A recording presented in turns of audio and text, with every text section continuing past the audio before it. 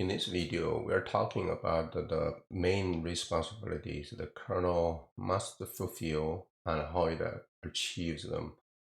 We're going to explain what parameters can be set on the kernel command line and how to make them effective, either for just one system boot or persistently. We're going to discuss where to find detailed documentation on these parameters, how to use sysctl to set kernel parameters either after the system starts or persistently across a system reboot.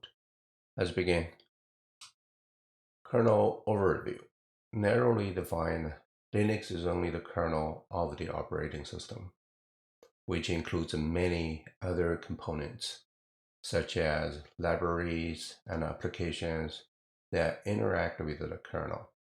The kernel is the essential central component that connects the hardware to the software and manages the system resources, such as memory and CPU time allocation among competing applications and services.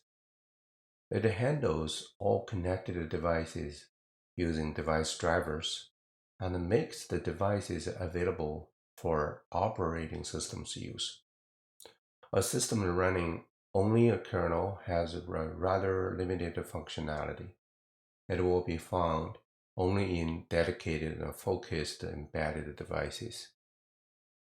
The main responsibilities of the kernel include system initialization and boot up, process scheduling, memory management, controlling access to hardware, I/O, input/output between applications and storage devices, implementation of local and network file systems, security control, both locally, such as file system permissions, and over the network, networking control. Kernel command line.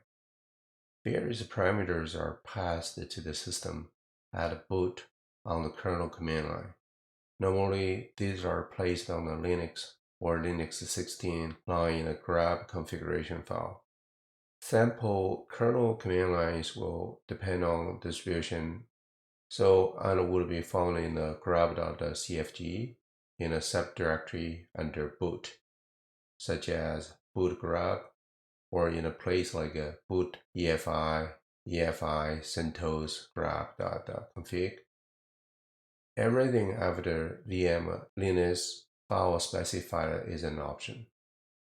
Any option not understood by the kernel will be passed to init PID equal 1, the first user process to be run on the system. To see what command line a system was booted with, tap cat proc cmd line. Kernel boot parameters. There is a rather surprisingly long list of available kernel parameters. Detailed documentation can be found in kernel parameters.txt file in the kernel source, online using the kernel's command line parameters documentation, on the system in the kernel documentation package provided by most distributions with a name like a kernel doc or Linux doc. By typing man boot param, parameters can be specified simply as a value given as an argument, or in the form parametrical value, where the given value can be a string, integer, array of integers, etc., as explained in a documentation file. VM Linux root equal dev sd6, no epic, crash kernel equal 256. Kernel options are placed at the end of the kernel line and are separated by spaces. An example of a kernel boot parameter all in one line you can see in the middle of the screen. Start with the Linux 16. You can see an explanation of some of the boot parameters. Root is the root file system. RO mounts root device read-only on boot.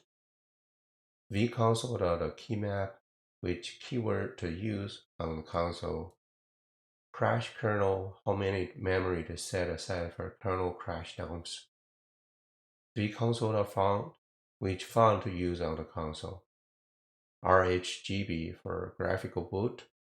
Quiet disables most log messages. Lang is the system language. By convention, there should be no intentionally hidden or secret parameters. They should all be explained in the documentation, and the patches to the kernel source with new parameters should always include patches to the documentation file. Sysctl. The Sysctl interface can be used to read and tune kernel parameters at runtime.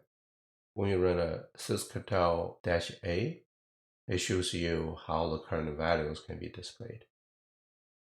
Each value corresponds to a particular pseudo file residing under proc sys, with the directory slashes being replaced by dots. For example, you can see the two statements are equivalent. It's displayed on the screen in the middle, where the second form is used to set a value with the sysctl command line interface. Do not leave spaces around the equal sign in this command. Note that in first form, we cannot just use a simple sudo with echo. The command must be done in a complicated way shown or executed as a root. If settings are placed in etc sysctl.config, see main sysctl.config for details. Settings can be fixed at boot time. Note that typing sudo sysctl-p effectuates immediately digestion of the file, setting all parameters as found. This is also part of the boot process. With the advent of systemd, things are a little more complicated.